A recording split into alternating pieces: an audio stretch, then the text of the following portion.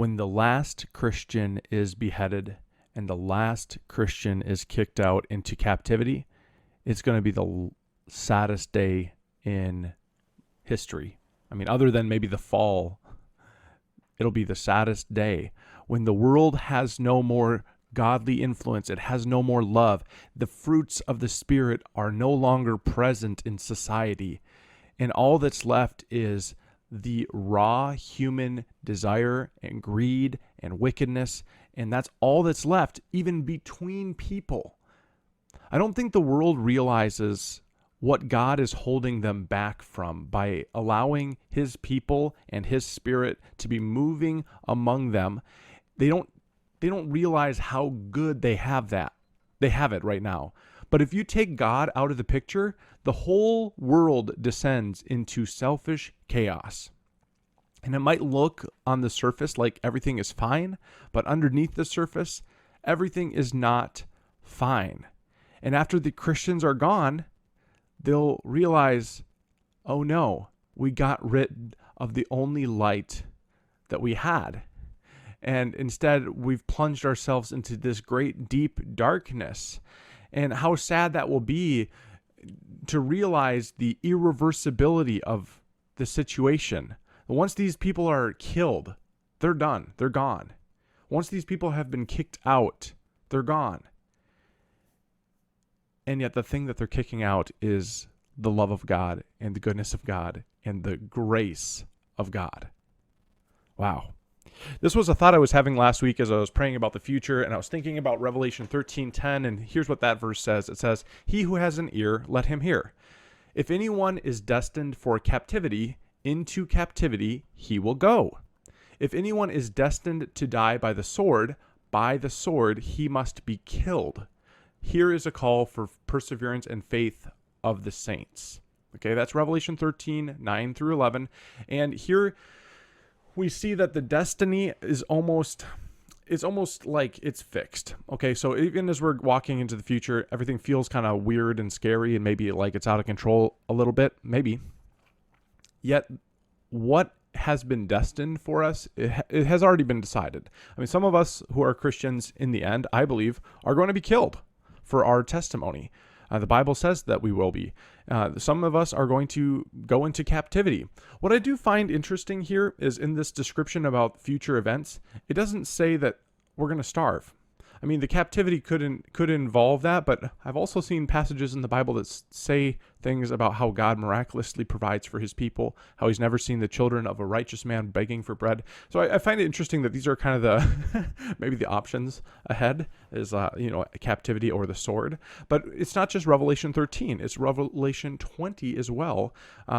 It talks about this, and it says in verse 4, "I saw the thrones on which were seated those who had been given authority to judge, and I saw the souls of those who had been beheaded because of their testimony about Jesus and because of the word of God. They had not worshipped the beast or its image, and had not received its mark on their foreheads or their hands. They came to life and reigned with Christ for 1,000 years." The rest of the dead did not come to life until the 1,000 years were ended. This is the first resurrection. Okay, so Revelation 20 and Revelation 13, they both talk about saints who have been killed for their testimony, saints who have been beheaded because they would not accept the mark, they would not worship the beast and its image. And so I guess you see sort of a category, I guess you could say, of people who are different in terms of their final outcomes than those who do share in the worship of the beast and the receiving of the mark and all this.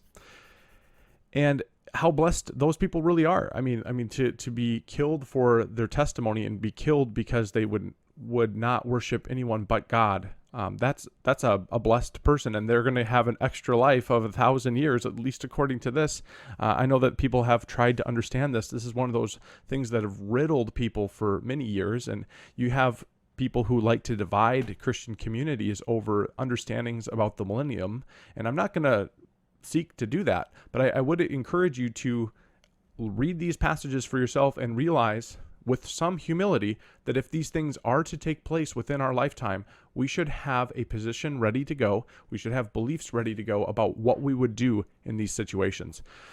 Just like Shadrach, Meshach, and Abednego, they saw that the king was building this image.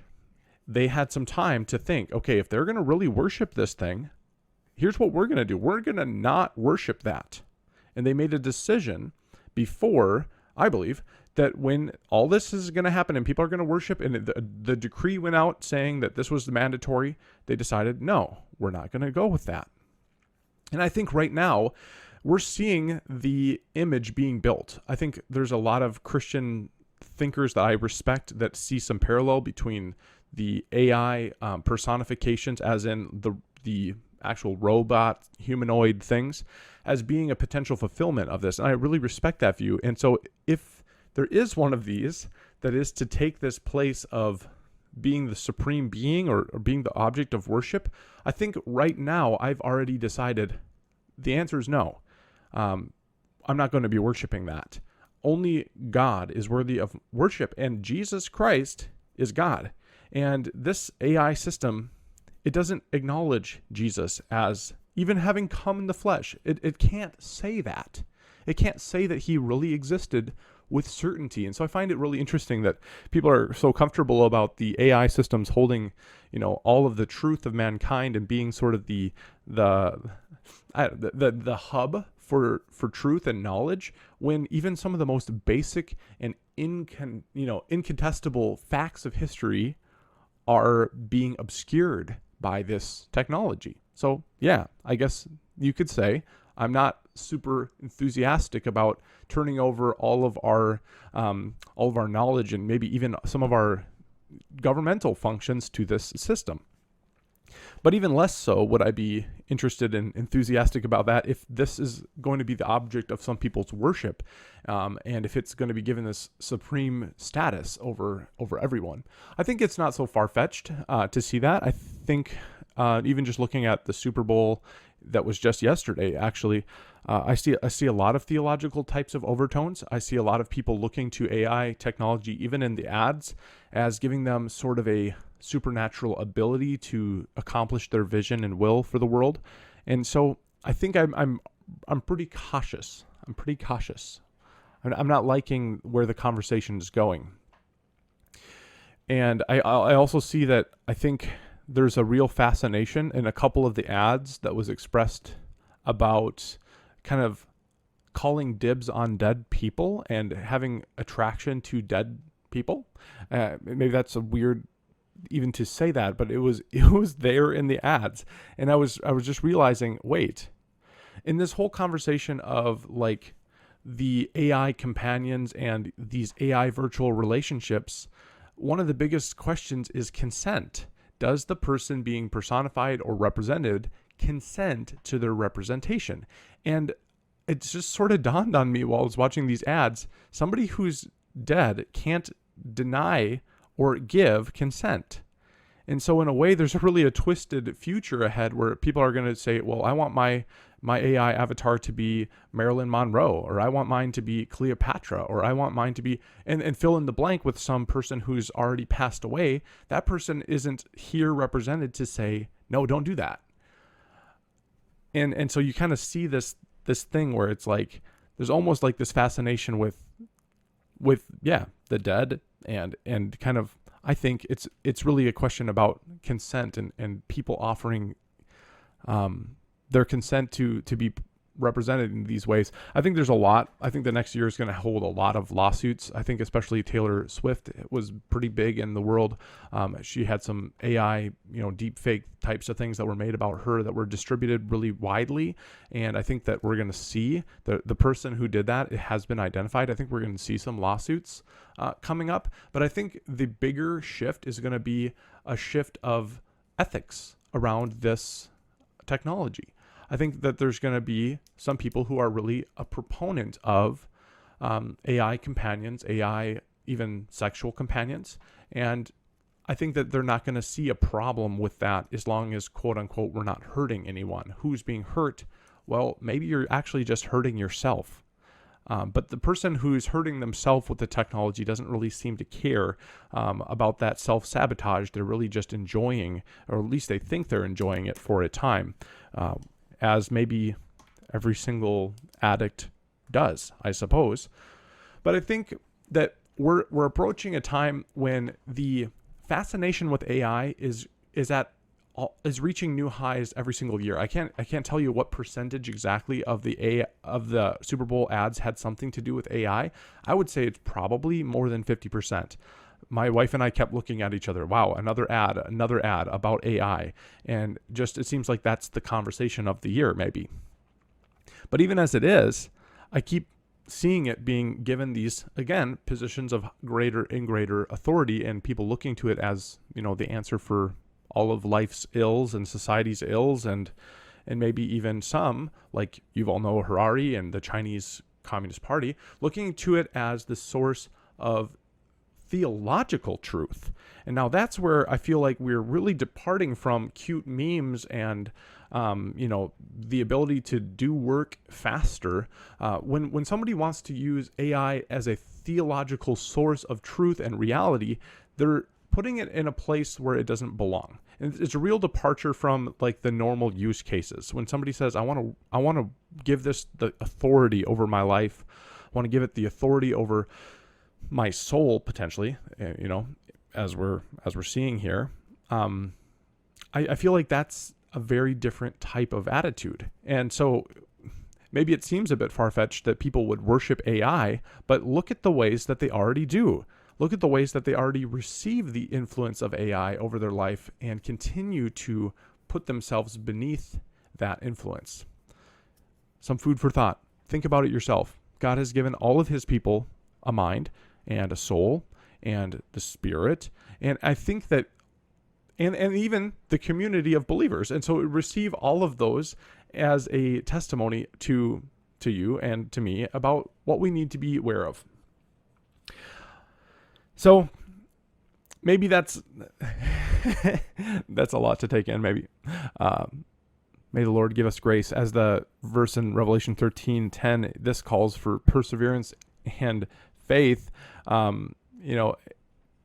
Really, yeah. I mean, we're needing those values even more now. The perseverance, faith, as these challenges really get more and more difficult. I think in the next year we're going to see businesses that probably lose to their competition because their competition is using AI and is leveraging it incredibly powerfully, much to the detriment of every single one of their other competitors. If somebody can do something faster, cheaper, and qualitatively better because they're willing to allow the AI to run the system, then what we're going to see is the rest of people who are attempting to run that same type of system will be, they'll be obsolete.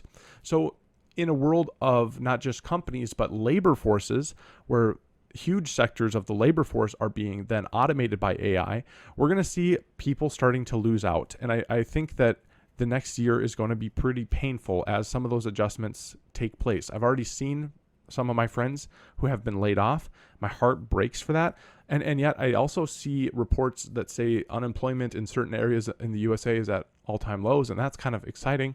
And yet it's a really big shift happening as people bring these technologies closer to their business, closer to their person.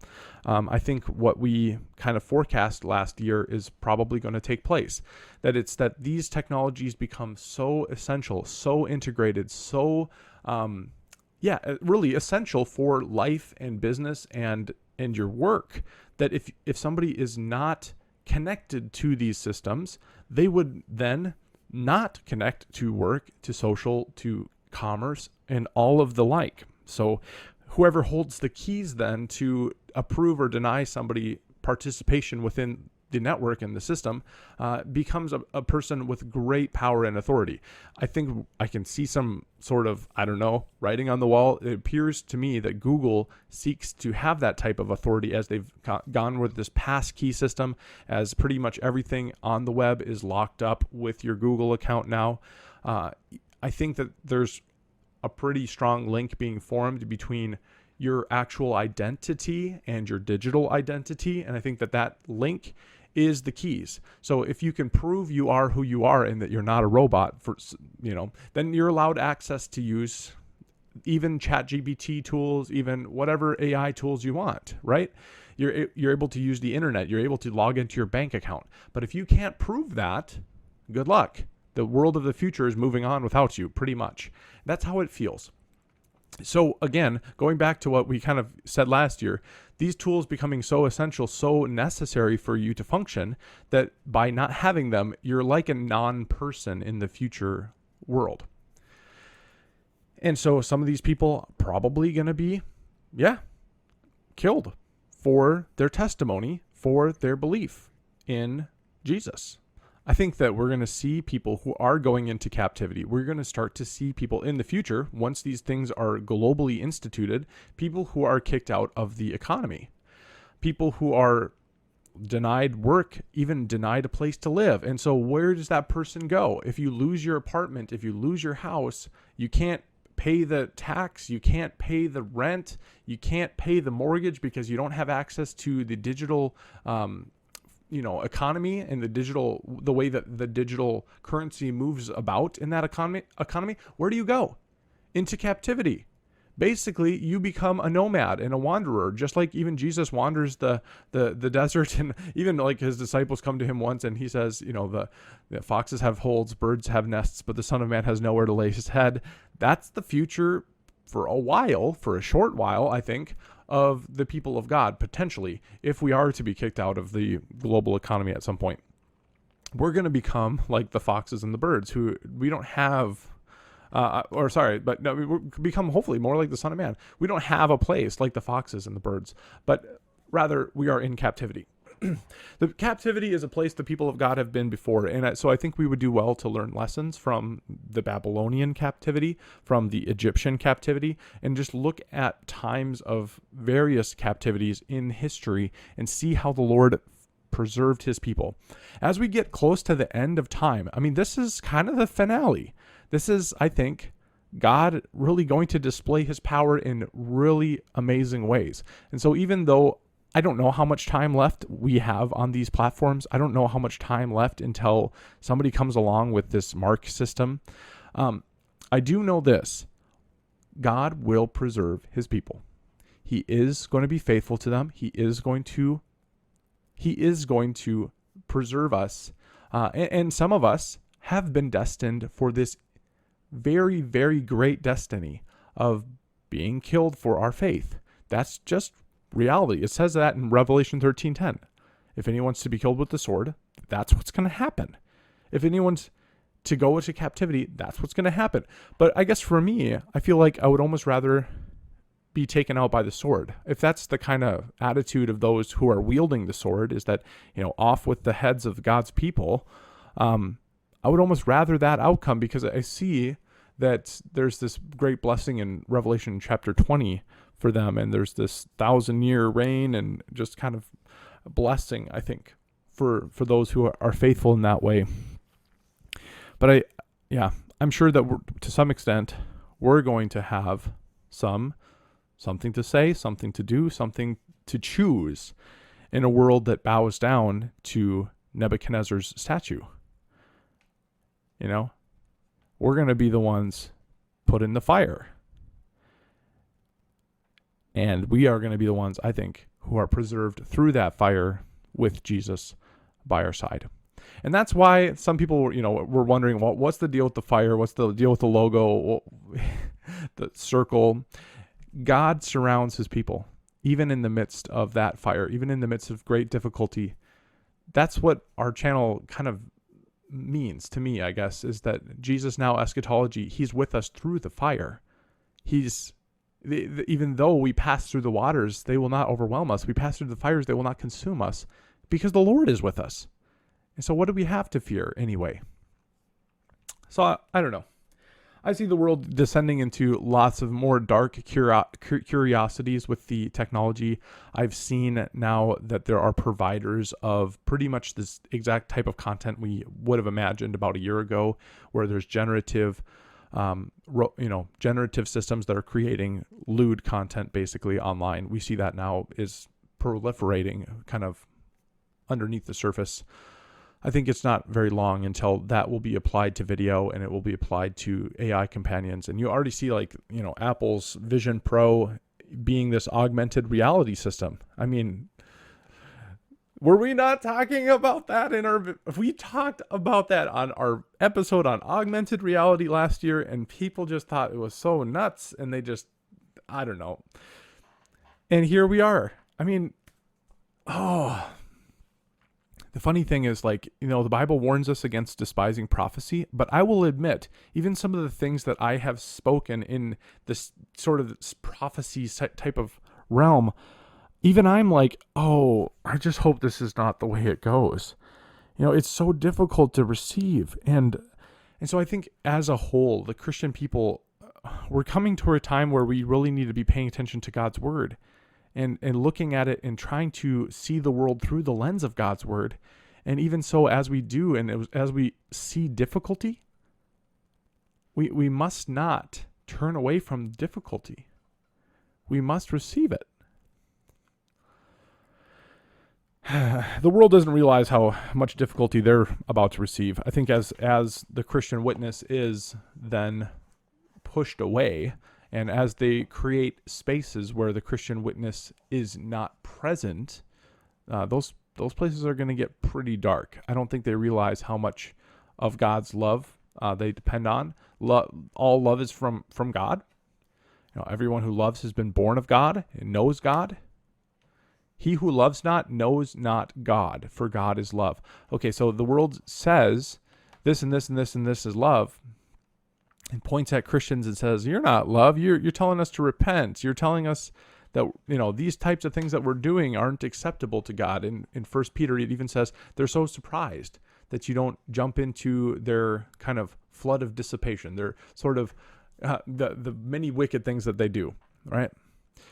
They're just like, why don't you jump in on all of this kind of fun we're having, all these parties, we're having all these, all this sex and everything. And they're just so surprised that you don't join them. And we have a very specific reason why we don't. And that reason is that we love the truth and we love God, and He is our highest allegiance.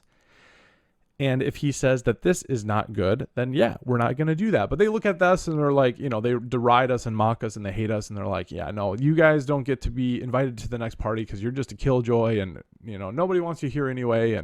And yet when they push that last Christian out of their society, I think they're going to wake up to a world where everyone is so interested and hedonistic. It is going to be a nightmare of their own creation. And when they have ultimate justice without mercy facilitated for them by AI, they're going to wake up in a nightmare and wish they had mercy again. And when they see that there's no forgiveness, and these people who are like, we never forgive, we never forget. I'm like, bro, you don't want that world. You don't want that world where there's no forgiveness. That is hell, okay? It's terrifying. And so the world that they're building, without even realizing it, is almost like the world that was foretold. But it's like this final okay. God gives it. He gives mankind over to their own devices at some point. We even see that. I think that's why the Antichrist is being held back, is because God is holding him back. But eventually, God gives mankind over to their own desires. And when He does, everything crumbles without Him. He is the tie that binds everything together in love and in unity. He sustains us by the word of His power. Without God, we have nothing. We would not even live. And that is the sad reality that the world will wake up to, but it will be too late. Who knows? Maybe in these final days, there will be a great outpouring of realization as people see the emptiness that they're heading into. And perhaps at that time, they will turn from it and turn to the one who brings life and life abundantly. Perhaps as they walk towards this terrible system, they will see the terror of it and turn. That's my hope. This is still the day of opportunity. This is still the day of grace. And I would make a case still based on the Greek of Revelation, various chapters, that even those who receive the mark, it seems like they are ongoing in their receiving of the mark. If you look at the case endings in the Greek, it seems like it's a present active continuous decision to worship, to receive the mark, and to use it. And I really wonder if there will be a coming out of some of God's people at that time who just say, I don't want this. If your right hand causes you to sin, it's better to chop it off. Isn't that what Jesus said? It's probably better to lose your hand that has the mark on it than it is to be cast into the lake of fire. But I guess I would be hoping and praying that the Lord keeps us from this. I'm sure that the day is going to come when we're hungry and starving and we're facing the difficulty of exile and we're not welcome in these situations. And yet I think those are the days when the Christians are going to bind together and create these wonderful love systems that are empowered by God and blessed by Him. And I think, in a way, we're going to have something better than all of the riches and all of the food that money could buy. And the world's going to have a huge stack of money, and they're going to have a huge stack of resources and all this quote-unquote fun, and they're going to be missing the very essentials. And I think Christians are going to be over here in this other camp, and we're going to be like so poor, and we're going to be like, we don't have money, we don't have nothing, we're we're poor, we're the wanderers, we got no homes. And yet, I think the paradox is going to be that you're going to see the Christians have so much more. For those who aren't killed, I think that the killing is going to be this realization that in the future world, there's people who are necessary and there's people who are unnecessary. We already see the language going that way. And in a world where we're trying to minimize our carbon impact, what's the benefit of somebody who is actively, not engaging with the AI tools? What's the benefit of somebody who isn't participant in the new economy, who isn't a productive unit of society, so to speak, in their words, probably? Why wouldn't they just do away with them? They're just a waste in their mind. They don't see the beauty of God's image on that person. In their mind, it's just evolution. Those who won't evolve are left behind. Those who won't accept and comply are left out to dry, left out to die, really. I mean, just think about the attitudes towards people who wouldn't get vaccinated during COVID. And you see that kind of attitude of, just let them die, And so it doesn't take that much more imagination to say, in a world where, reducing carbon is the best and that's the highest good, and the system is going to tell us how to achieve that good, there's probably going to be some ultimatums given to Christians and people who are dissenting from these types of global systems, and we're probably going to have to make some choices. Some of those choices might come at the edge of a sword. But I believe that God is able to make us stand. Think about all the martyrs in history, and even Stephen the martyr, how it says, right before he died, his face shone. How did his face shine? It's because God was with him. And even when he faced his own death, he faced it with great courage and great boldness, in almost a way that as I read the accounts of the disciples and as they were killed as well, they did so with great conviction and boldness. They didn't shrink away. They didn't love their life so much that they wouldn't receive death. And so I hope that I can be counted worthy of that, together maybe with you, if it comes to it. I think we're getting closer to something. And I think we're needing to wake up and see that the king is making the orders to worship the image. And so Shadrach, Meshach, and Abednego, let's get deciding what we're going to do once that music plays. God bless, guys. Take care.